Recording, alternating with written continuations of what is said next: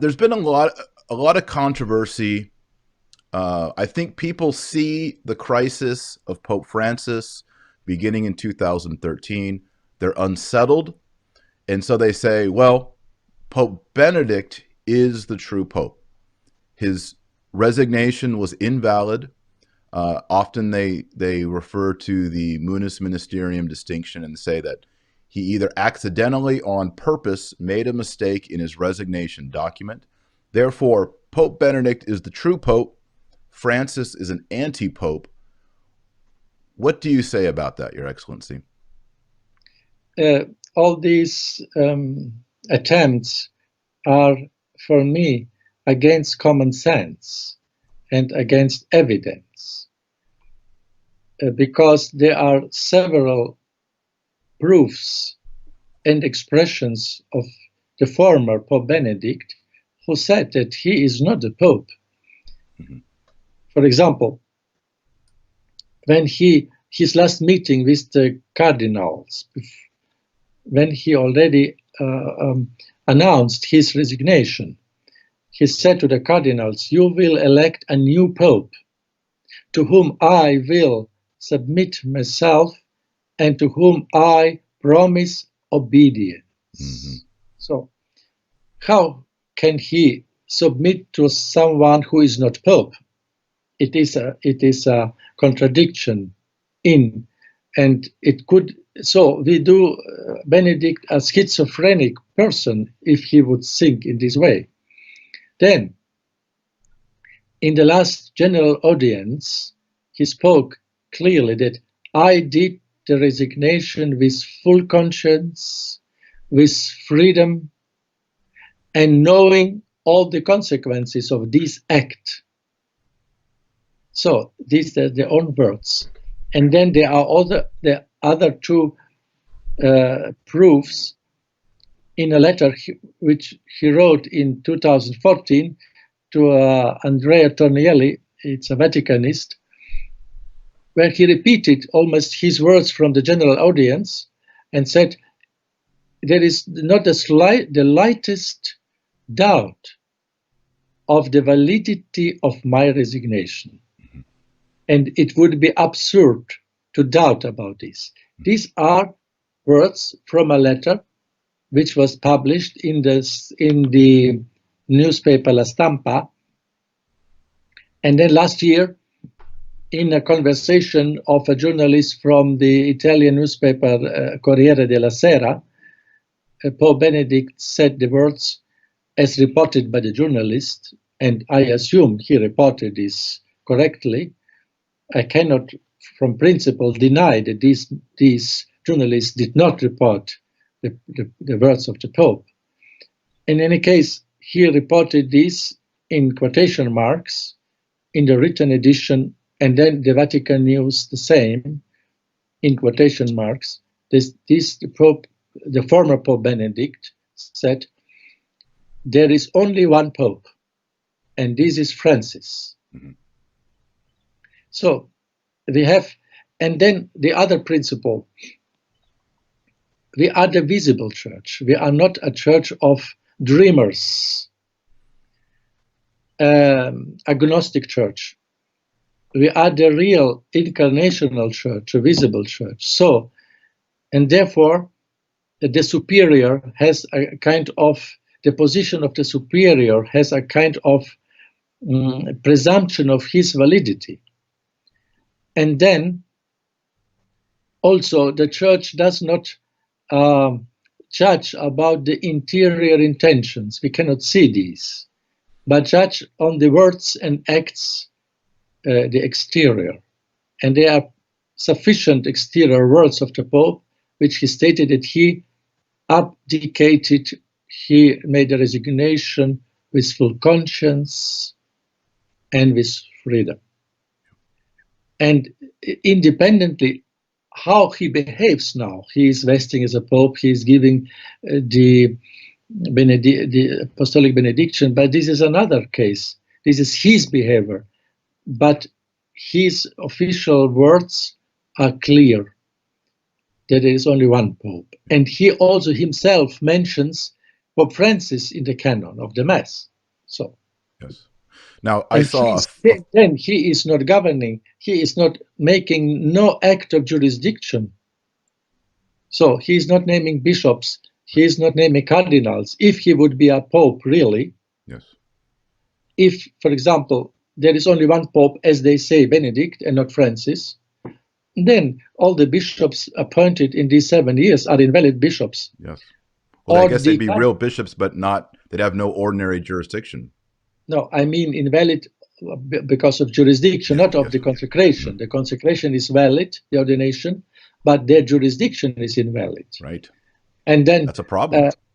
And all the cardinals appointed by the Pope, now they are more than the half of the College of Cardinals appointed by Pope Francis. So Cardinal Müller would be not cardinal because he was appointed by Francis. Yes. And so on. It would be an absurdity. So we will go to the direction of the sedevacantists. Yes.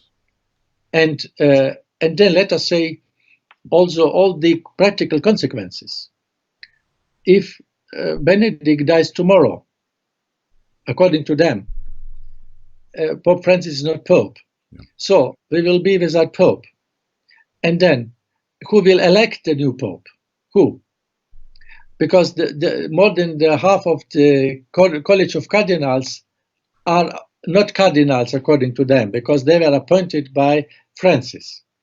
It is impossible practically. The church cannot exist then, because, and I cannot imagine no one cardinal who was appointed before Francis who would convoke a conclave to elect the successor of Benedict when he tomorrow dies, for example. Yes. And then when Francis will still live and reign, let us say, 6-7 years. So we will be, according to their thesis, 6-7 years, sedevacantists, the entire church, without a pope. And this is against the divine constitution of the visibility of the church. Yes. So all these, the consequences of these theses is going simply to absurdity. Absurdity. Yeah. Well, like you mentioned, if Benedict XVI, Ratzinger, right now is celebrating Mass, and in the Te Igitur, or whatever canon he's using, is saying the name Francis, una cum, he's really the Pope. He is in schism with himself. How is that possible? Yes, exactly. It's a good argument. And he does this because people who assist in his Mass, he mentions una cum Francisco, Papa Nostro. Yes. So there it is. And you were recently with Benedict Ratzinger, I think last year. There's a photo of you with him. Yes. And what was it? I'm just curious, what was it like being with him? Yes, he was very sharp-minded, very conscious, even bodily frail. But he spoke with the entire group of our bishops from Central Asia. Very, how do you say? I would say I was on his side because I had to translate from. Yeah, you were speaking the German. German translating to the other bishops. And I was observing he was reacting so vigilantly, so consciously to every bishop. It was a proof that he is very sharp in his mind. And he said to me, because I was the first who came to him, they said to me, "You are German, you go first." And so I went to him first and I greeted him in German. And he suddenly said to me a phrase, I don't like to say this here now, but a phrase which is so personal to me, which only he could know about me.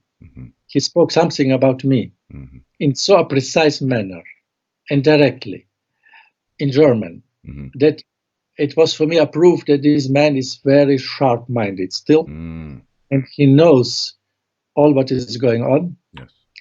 And therefore, the book which he wrote together with Cardinal Sarah on priestly celibacy, it is for me, I'm convinced he was doing this consciously and with his sharp mind. Yes. He was not in some way as as journalists said against Cardinal Sarah, that Cardinal Sarah abused him for his aims. No, I was a witness, at least in March last year, during the ad limina, that he was so, and so he reacted to other bishops the same. I was in his side, for example. And if he were still the Pope, I assume many of those bishops in that audience would have been appointed to their diocese by Francis, right? Yes. I mean, yes, they were. He would not. I mean, was there anything that would give one way or the other the pretense that he thought he was the Pope or didn't think he was the Pope in your meeting with him? I did not notice this. Right. He was simply a very kind, fatherly behavior, paternal behavior. And so, and let us say another hypothesis, if Pope Francis tomorrow converts radically and becomes a true zealous Pope, like Pius X, yes. Let us say, because God can do this. He is almighty. And conversions did happen in the history of the church. St. Paul converted Saul to Paul, and so on.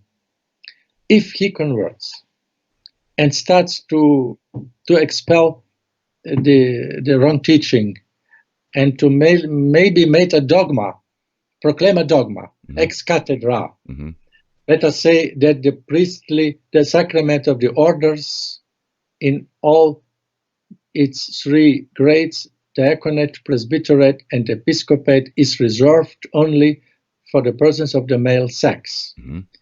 If he would proclaim this ex cathedra, would these people who do not recognize him as Pope accept this dogma?